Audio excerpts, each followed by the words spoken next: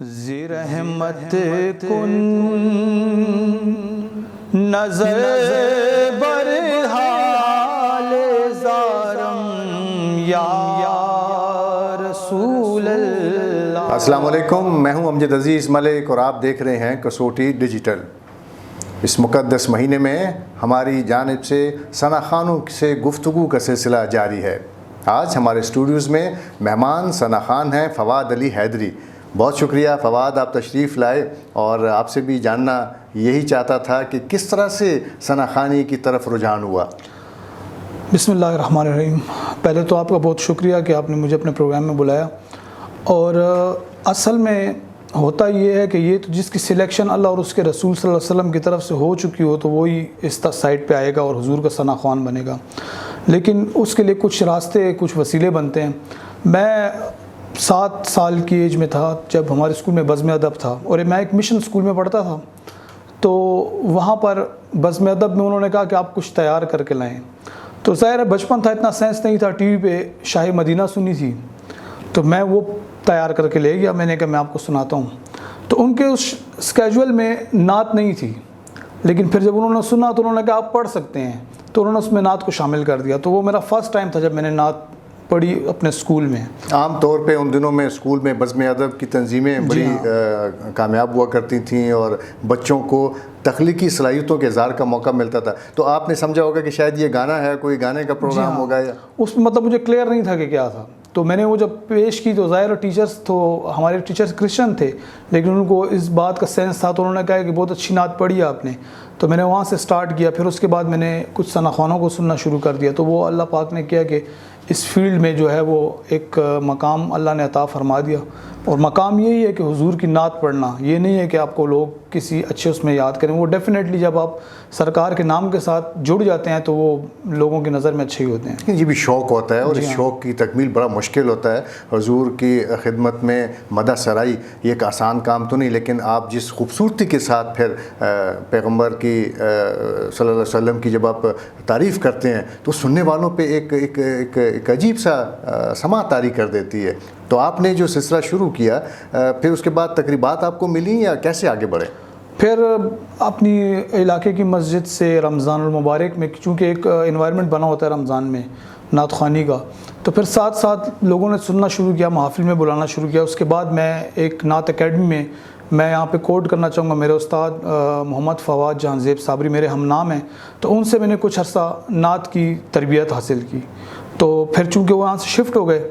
تو الحمدللہ وہ جو سیکھا تھا اور جو حضور کی نظر کرم ہے تو آج تک یہ سلسلہ جاری ہے الحمدللہ۔ اکیڈمی میں کس طرح سے سکھایا جاتا ہے آپ کو؟ مختلف طریقے ہیں، لیکن ہم جس اکیڈمی میں تھے اس میں لغت نعت کے حوالے سے بھی بات تھی، ادب آداب کے حوالے سے بھی بات تھی، اور پوئٹری کی سلیکشن، طرز کی سلیکشن، یعنی کہ طرز ایک ایسی طرز نہ ہو کہ جو بہت ایک مطلب لوگوں کے دل پہ اثر نہ کرے، یا کوئی ایسی طرز نہ ہو کسی گانے کے ساتھ زیادہ میچ کرتی ہو۔ تو اس میں پھر مختلف چیزیں آ جاتی ہیں۔ اس میں آپ کی آواز پہ توجہ دی جاتی ہے، آپ کے سانس پہ توجہ دی جاتی ہے، آپ کی آواز میں جو آپ کی اونچ نیچ ہے، مین کہ آپ کا ٹھہراؤ کتنا ہے، آپ جب آواز اٹھاتے ہیں، انترا اٹھاتے ہیں، استائی پڑھتے ہیں، تو وہ سارے ڈفرینسز سمجھائے جاتے ہیں۔ اور اس کے لیے جیسا کسی بھی فیلڈ میں انسان پی ایچ ڈی ڈاکٹر تک بنتا ہے تو اس کو استاد کی ضرورت ہوتی ہے، تو مذہب کی بھی کسی فیلڈ میں استاد انتہائی ضروری ہے۔ تو آج کل بھی یہ اکیڈمیاں قائم ہیں اور ان میں ثنا خان جا کے تربیت حاصل کرتے ہیں؟ جی ہاں، الحمدللہ ہمارے پشاور میں بھی قائم ہے، پشاور سے باہر بھی قائم ہے،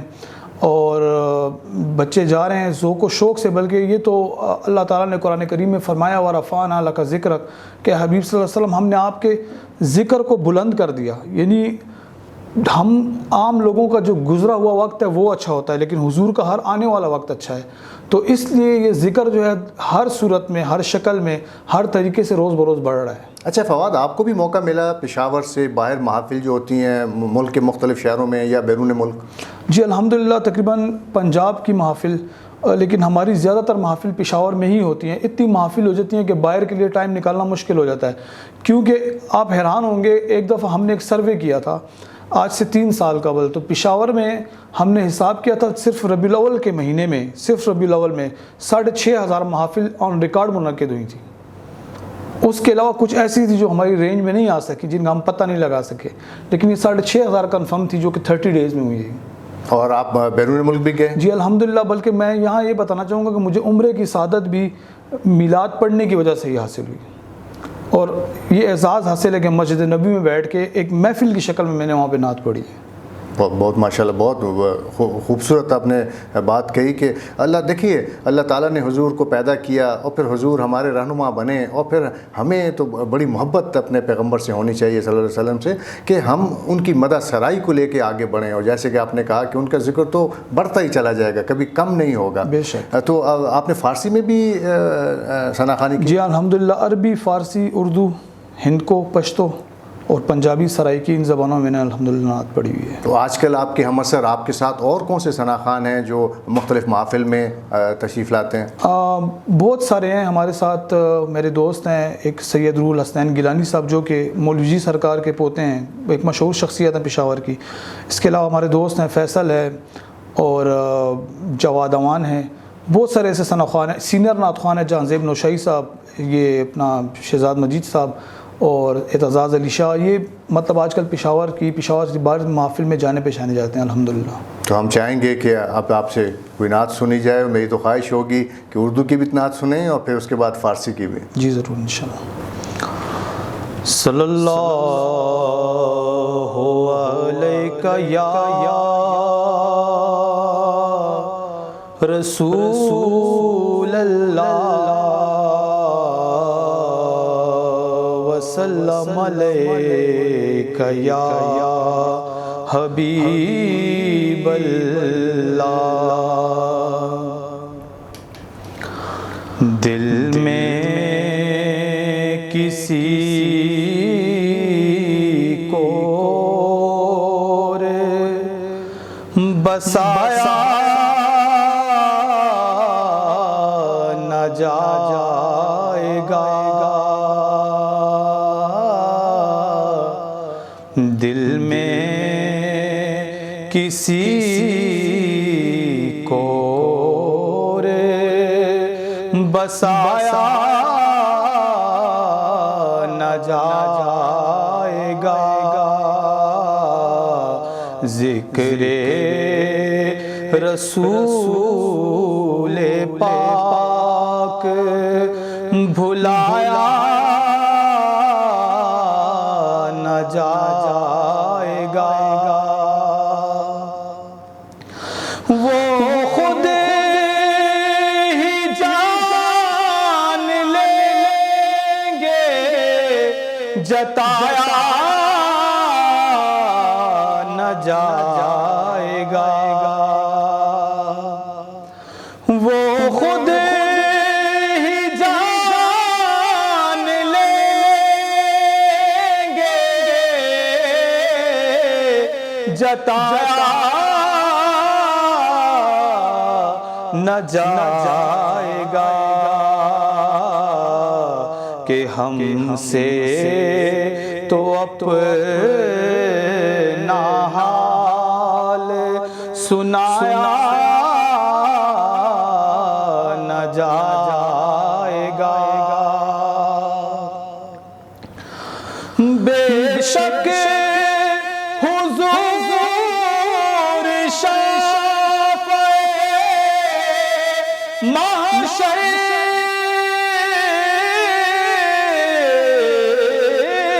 ہے منکروں، بے شک حضور شافع محشر ہے منکروں، کیا ان کے سامنے تمہیں لایا نہ جائے گا، روشن رہے گا داغ فراق شہ امم، روشن رہے گا داغ فراق شہ امم یہ وہ چراغ ہے جو بجھایا نہ جائے گا مانے گا ان کی بات خدا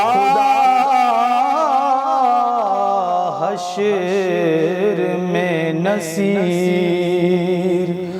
مانے گا ان کی بات خدا حشر میں نصیر مانے گا ان کی بات خدا حشر میں نصیر بن مصطفیٰ خدا کو منایا نہ جائے گا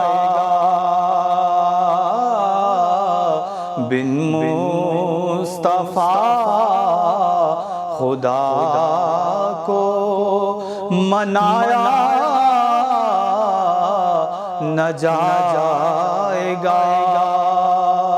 کسی کو کچھ نہیں ملتا تیری عطا کے بغیر خدا بھی کچھ نہیں دیتا تیری رضا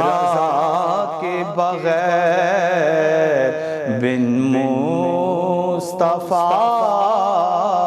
خدا کو منایا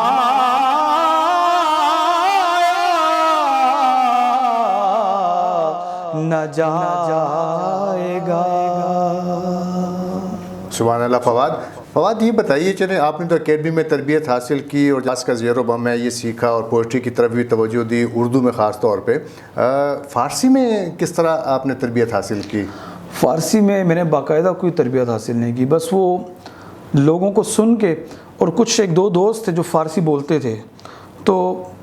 میں اس کو انڈرسٹینڈ نہیں کر سکتا کلیئرلی لیکن جو میں نے نعت پڑھی ہے اس کے الفاظ کو اور معنوں کو انڈرسٹینڈ پہلے کیا اس کا ترجمہ پڑھا تو پھر اس کی سمجھ صحیح آئی یعنی آپ اگر قرآن پاک کو بھی ترجمے کے ساتھ اور تفسیر کے ساتھ پڑھیں تو سمپل ناظرے سے آپ کو اس کا زیادہ مزہ آئے گا کیونکہ آپ اس کے اندر کھو جائیں گے آپ کو سمجھ آئے گی کہ ہے کیا جب حضرت حسان بن ثابت رضی اللہ تعالیٰ عنہ نے سرکار دو عالم صلی اللہ علیہ وسلم کے سامنے اشعار پڑھے وَحَسَنُ مِنْ کَلَمْ تَرَكَتْ عَيْنِي وَأَجْمَلُ مِنْ کَلَمْ تَلِدِ النِّسَاءُ خُلِقْتَ مُبَرَّمْ مِنْ كُلِّ عَيْبٍ كَأَنَّكَ قَدْ خُلِقْتَ كَمَا تَشَاءُ اب سننے میں الفاظ بڑے پیارے ہیں لیکن جب آپ اس کا مطلب جانیں گے کہ وہ فرماتے ہیں کہ یا رسول اللہ صلی اللہ علیہ وسلم آپ کی طرح اللہ نے اس کائنات میں کوئی پیدا ہی نہیں کیا اور کوئی ماں آپ کی طرح کا بچہ جان ہی نہیں سکتی یعنی کہ آپ کی طرح کوئی پیدا ہو ہی نہیں سکتا اور آپ کی ذات پاک جو ہے وہ ہر قسم کے عیب سے پاک ہے مبرہ ہے یعنی آپ کی ذات اتنی پاک ہے کہ جتنی اللہ پاک نے کسی ذات کو پاک کرنے کا حق ادا کیا ہو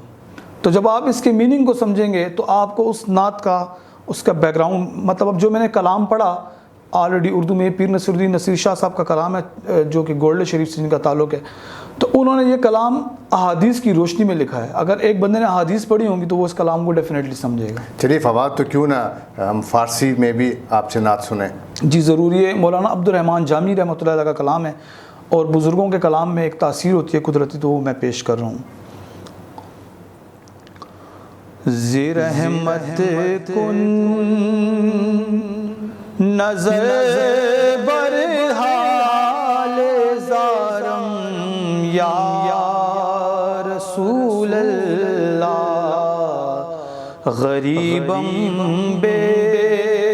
نوایم خاک سارم یا رسول اللہ توئی تسکین دل آرام جان صبر و قرار من تسکین دل آرام جاں صبر و قرار من رخ پر نور بن ماں بے قرارم یا رسول اللہ غریبم بے نوائم خاک سارم یا رسول اللہ زداغ ہجر تو کہ دل فگارم یا رسول اللہ بہار صد چمن در سینہ دارم یا رسول اللہ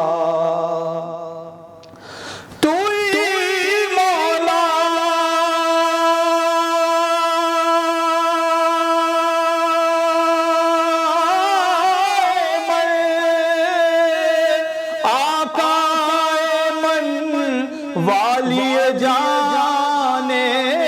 من توئی مولا من آقا من والی جانے من تمہیں دانی کہ جز تو کا سادارم یا رسول اللہ دم آخر نمائی جلوے دیدار جاں میرا دم آخر نمائی جلوے دیدار جاں میرا لطف تو ہمیں امید دارم یا رسول اللہ توئی سلطان عالم یا محمد ضرور لطف سوے منظر کو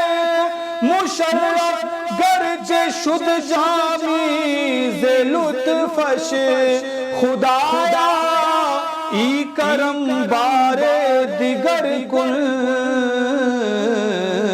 زی رحمت کن نظر بر حال زارم یا